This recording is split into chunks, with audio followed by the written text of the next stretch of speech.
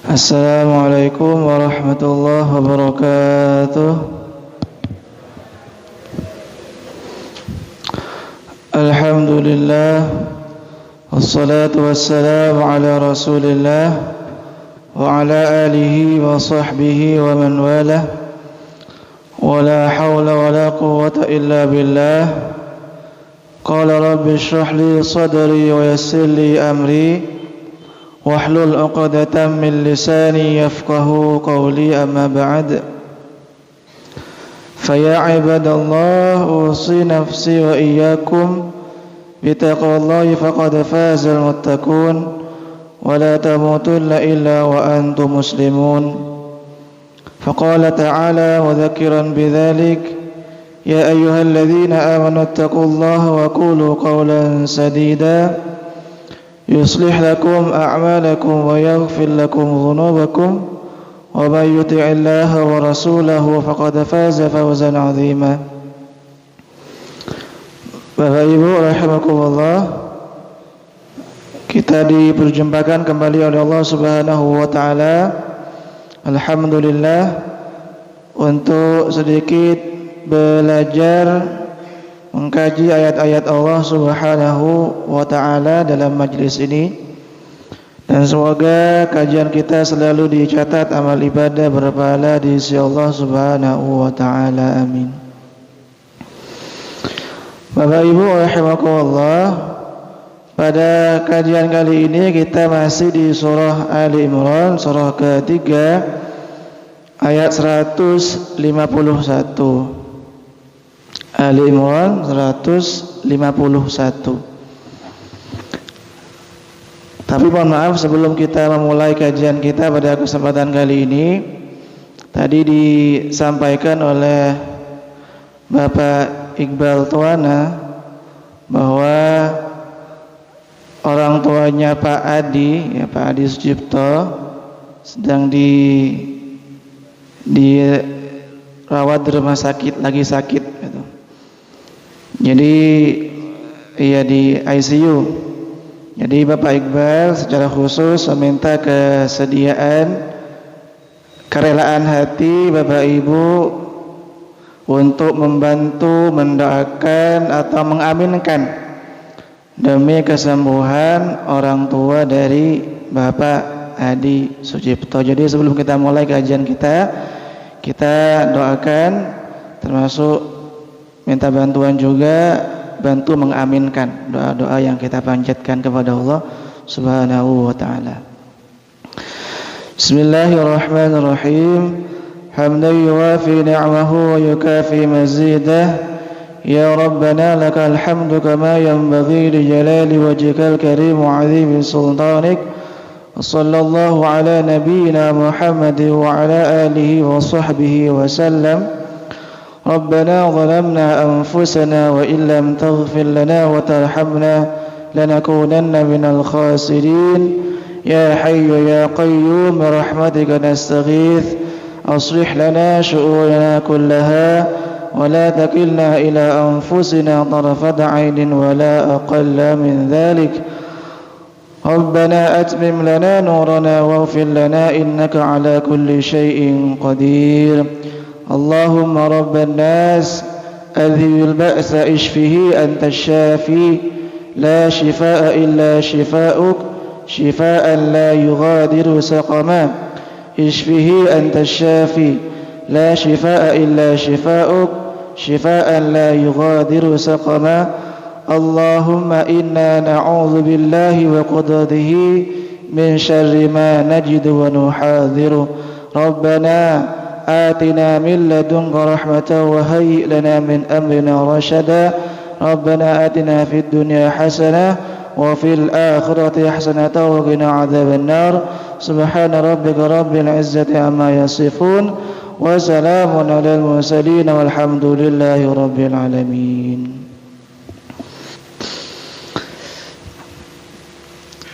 Bapak Ibu rahimakumullah, kita langsung saja mulai kajian kita pada kesempatan kali ini, masih surah Ali Imran tadi 151.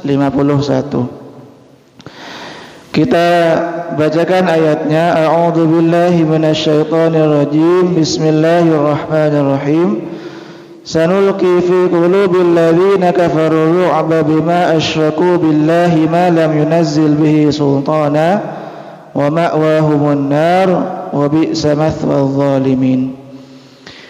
Kata Allah, akan kami masukkan rasa takut ke dalam hati orang-orang kafir karena mereka telah menyekutukan Allah Subhanahu wa taala dengan sesuatu yang tidak ada keterangan tentang itu. Wa ma'wahumun nar, dan tempat mereka, tempat orang-orang kafir, tempat orang-orang yang musyrik, orang-orang yang menyekutukan Allah, an-naru, ialah neraka. Wa bi'sa mathwal zalimin, dan neraka itu kata Allah ialah tempat yang paling buruk bagi orang-orang yang zalim. Bapak Ibu rahimakumullah, jadi itu sedikit terjemahan dari surah Ali Imran ayat 151. Tentunya lagi-lagi ayat ini masih lanjutan dari beberapa ayat sebelumnya, cuplikan dari perang Uhud. Jadi kata Allah Subhanahu wa taala, Allah memberikan rasa takut ke dalam hati orang-orang kafir. Kenapa Allah kemudian memberikan jaminan bahwa Allah akan memberikan rasa takut kepada orang-orang kafir ketika mereka berhadapan dengan orang-orang mukmin? Karena di saat yang bersamaan sering kami sampaikan bahwa orang-orang mukmin itu juga digembosi semangat mereka oleh siapa? Oleh orang-orang munafik. Kata orang-orang munafik, udahlah, gak usah berangkat perang, gak usah lawan orang-orang kafir, mereka jumlahnya lebih banyak, peralatan mereka juga, senjata mereka lebih banyak, gak usah perang-perang dengan mereka, gak usah lawan mereka. Itu. Jadi lontaran-lontaran dari orang-orang munafik ini sedikit banyak melunturkan, melemahkan semangat orang-orang mukmin ketika itu. Benar juga ya, kita posisi lebih sedikit, senjatanya lebih sedikit juga, maka muncullah benar juga kata mereka, kita kemungkinan akan kalah melawan orang kafir yang mereka jumlahnya lebih banyak. Maka kondisi seperti inilah kemudian Allah menguatkan orang-orang mukmin terus berangkat kata Allah, karena Allah akan memberikan, mencampakkan, memasukkan rasa takut kepada orang-orang kafir ketika mereka harus berhadapan dengan Rasulullah dan para sahabat orang-orang mukmin itu.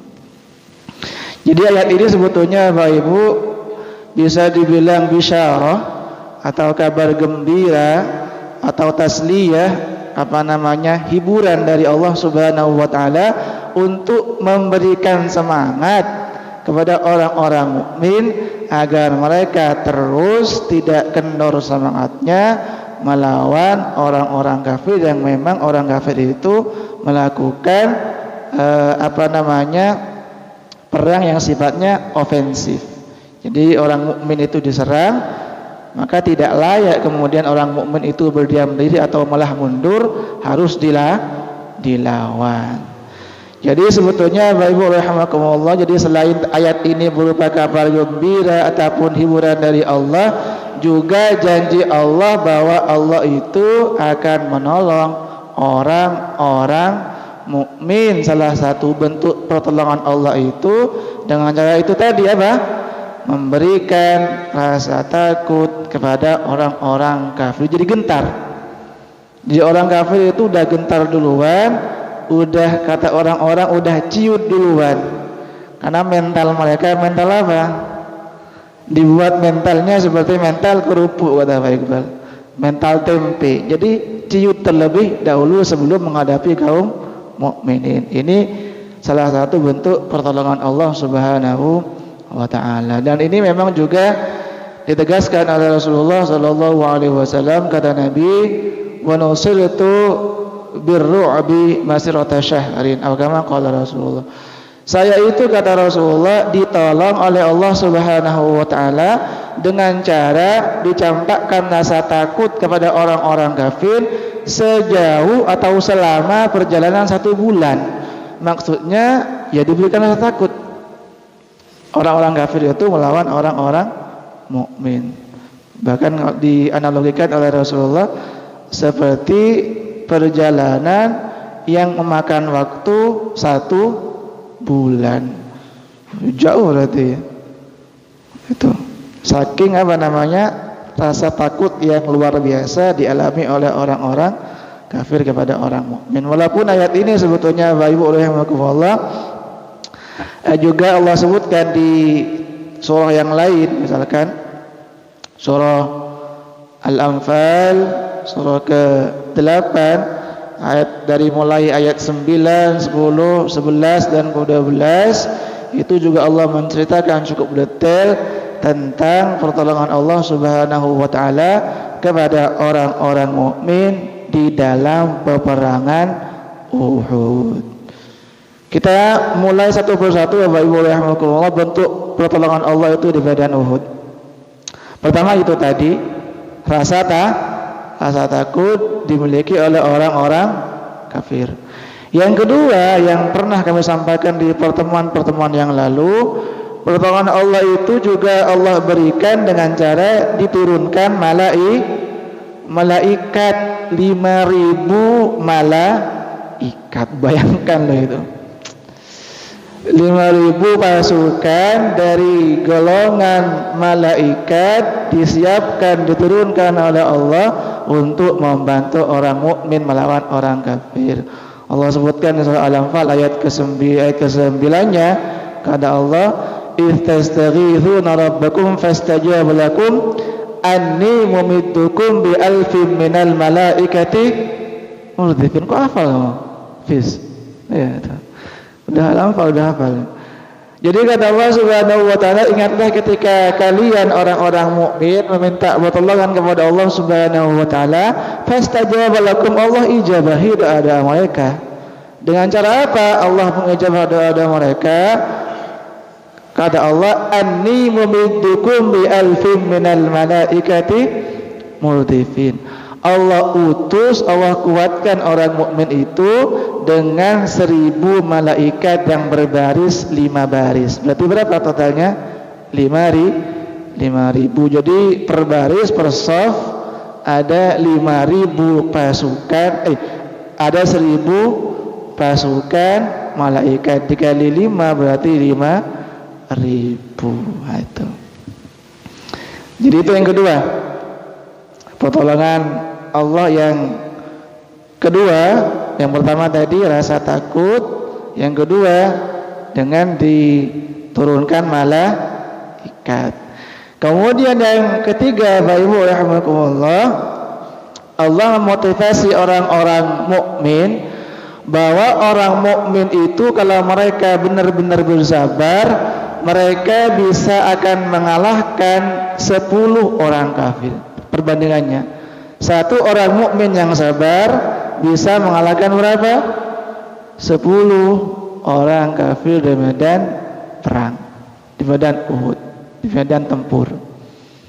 Allah sebutkan di Quran surah Al-Anfal, masih surah Al-Anfal ya, surah ke-8 ayat ke-65 ke-66, kata Allah, "Ya ayyuhan nabiyyu harridil mu'minina 'alal qital iyakum minkum 'ishruna sabiruna yaghlibu mi'atain wa iyyakum minkum mi'atu yaghlibu alfan bi'idznillah." al-ayah. Jadi kata Allah Subhanahu wa taala, duhai Nabi, kobarkanlah orang-orang mukmin itu untuk berjihad. Ini mohon maaf ya. Ini kan ayat seolah-olah Nabi diperintah oleh Allah untuk jadi provokator gitu, tanda kutip ya. Jadi kan Allah meminta kepada Rasulullah Muhammad, kata Allah, kobarkanlah semangat para sahabatmu itu untuk apa? alal qital, untuk berperang. Nah, ini konteksnya berperang. Kalau damai tentunya tidak. Jadi konteksnya sudah dalam peperangan, dalam udah akan berperang, maka gak mungkin kemudian seorang panglima akan menciutkan semangat pasukannya, gak mungkin juga, tahu Bapak Ibu ya, betul gak? Jadi Nabi sebagai panglima tertinggi itu wajar kemudian memberikan semangat kepada para sahabat untuk terus lanjut. Ini konteksnya dalam peperangan.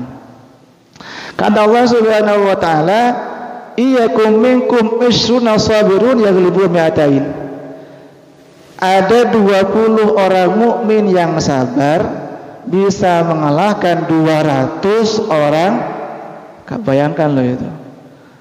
Kalau ada 100 orang mukmin yang sabar, yaghlibuna alfam biidznillah, mereka dapat mengalahkan 1000 orang kafir, tentunya biidznillah, atas izin Allah Subhanahu wa taala. Ini tentunya motivasi Allah memberikan rasa optimisme kepada orang-orang mukmin bahwa mungkin secara kuantitas, secara matematis, secara jumlah mereka kalah dengan orang-orang kafir, tetapi ternyata satu orang mukmin yang sabar bisa mengalahkan setidaknya 10 orang kafir. Itu 1 banding 10, itu luar biasa sekali ya Pak Ibu, luar biasa.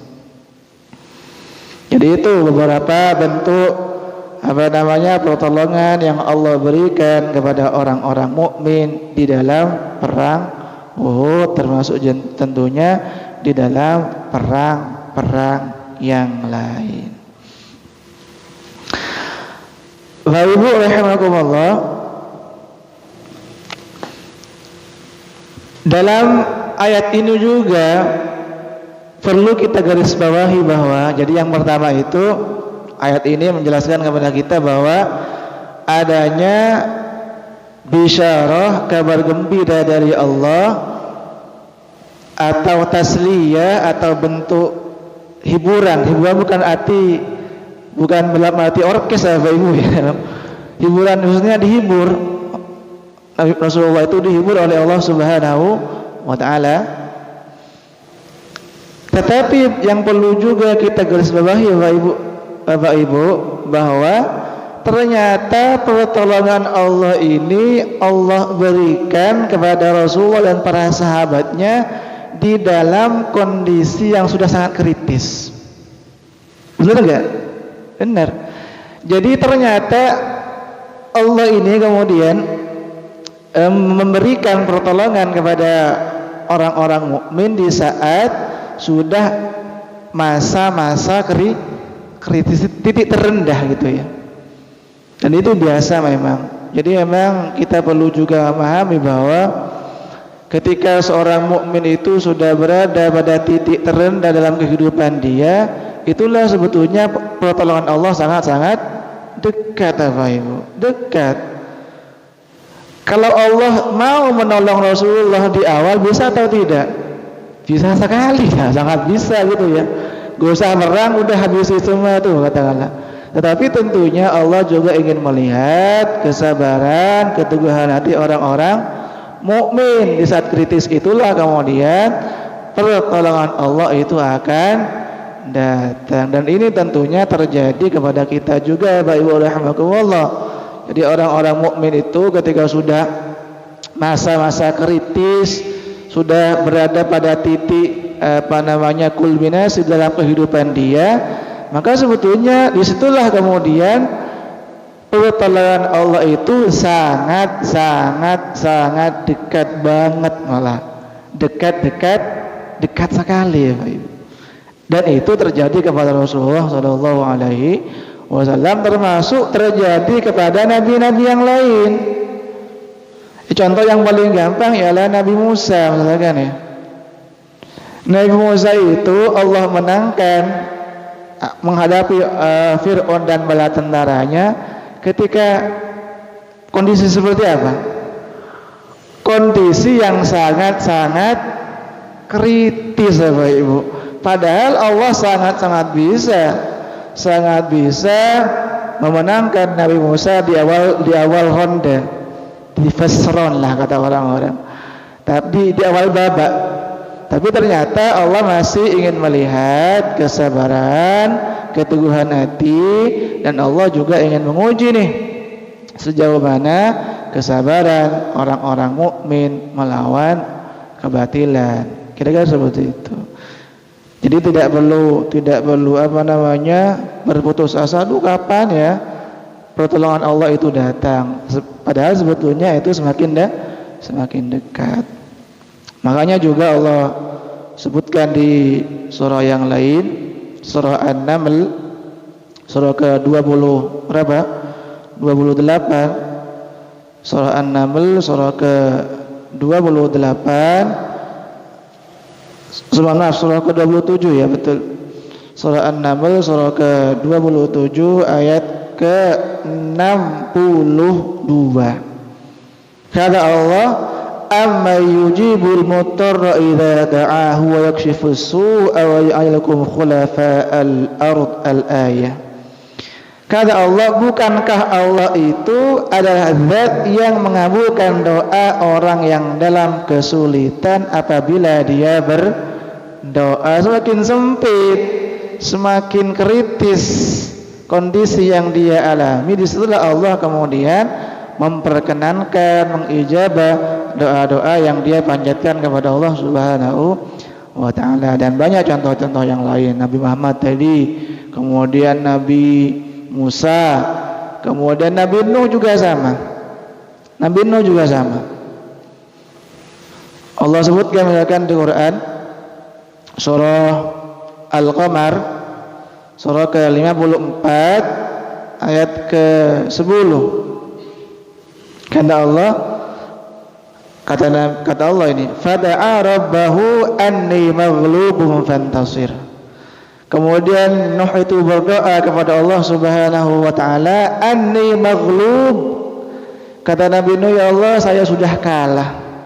Sudah hampir kalah kalau tidak ditolong oleh Engkau ya Allah. Fantasir, maka tolonglah saya, kata Nabi Nuh alaihissalam. Ketika doa singkat itu dipanjatkan oleh Nabi Nuh, ternyata singkat doanya. Kata Nabi Nuh, fantasir, Allah tolong saya. Singkat sebetulnya doanya. Walaupun doa panjang boleh saja, sangat boleh Pak. Tapi doa Nabi Nuh yang diabadikan oleh Allah di Quran singkat. Fantasir, ya Allah tolong saya.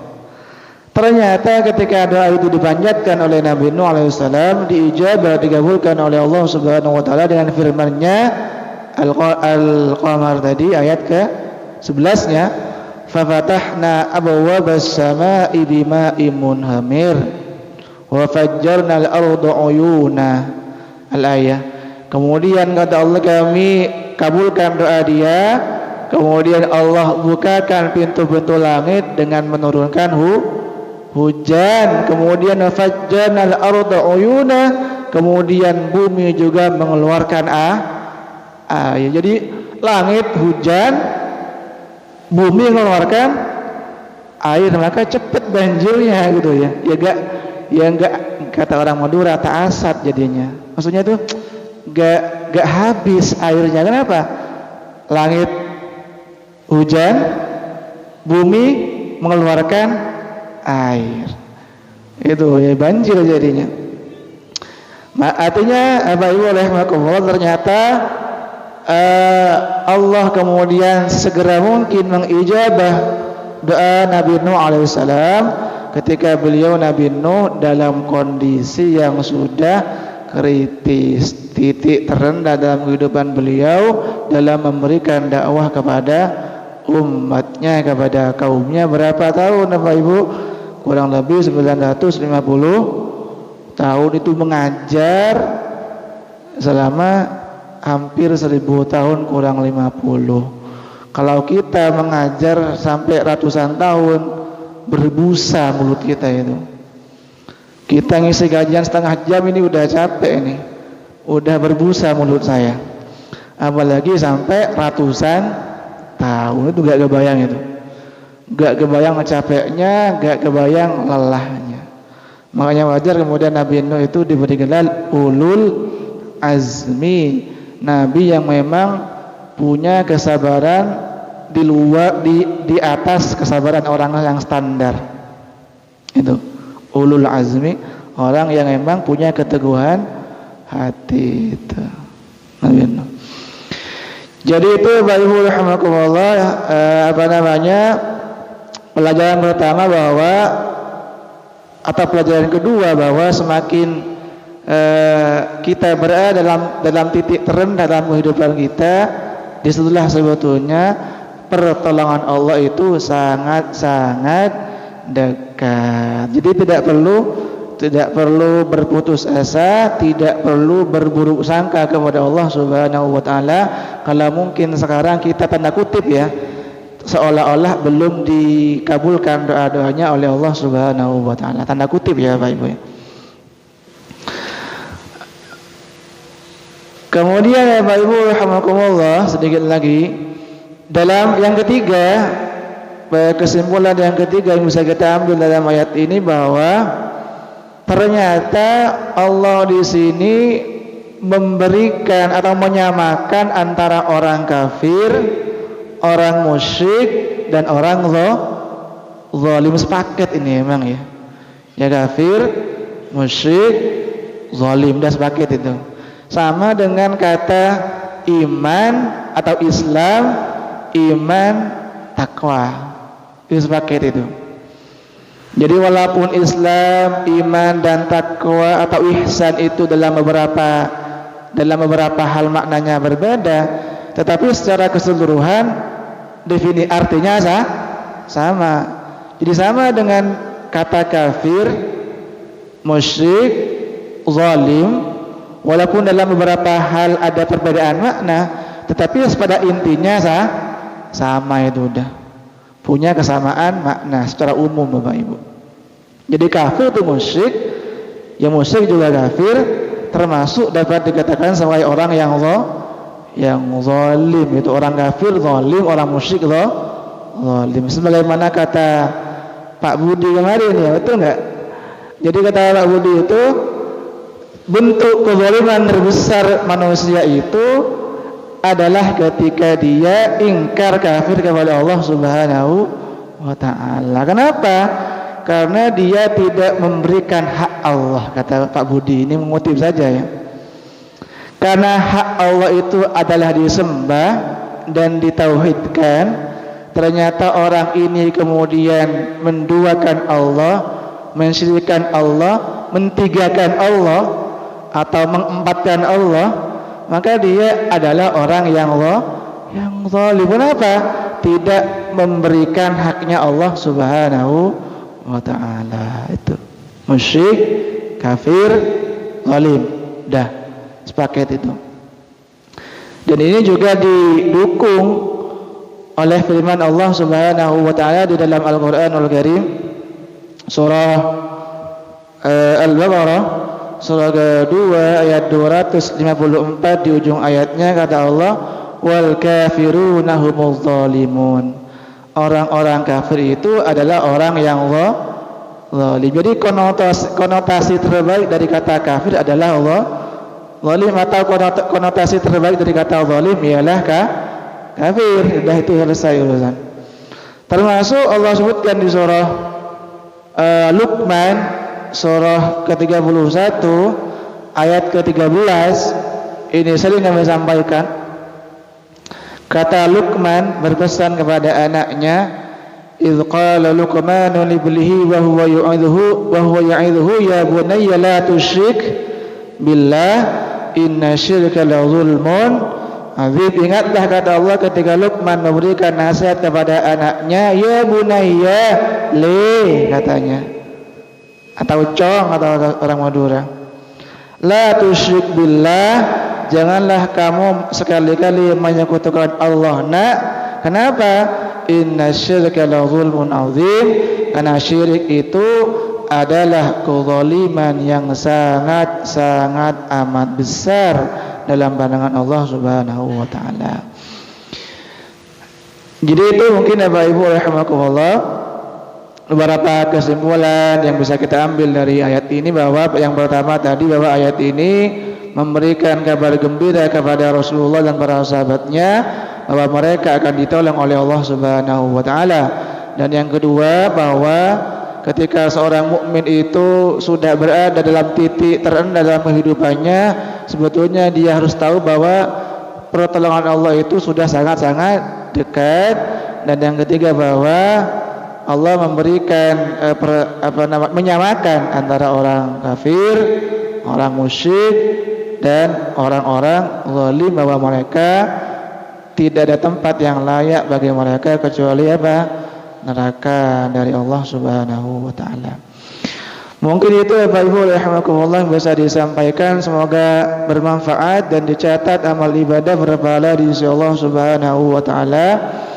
Kita tutup perjumpaan kita kali ini dengan kafaratul majlis. Subhanakallahumma wa bihamdika asyhadu an la ilaha illa anta astaghfiruka wa atubu ilaik. Assalamualaikum warahmatullahi wabarakatuh.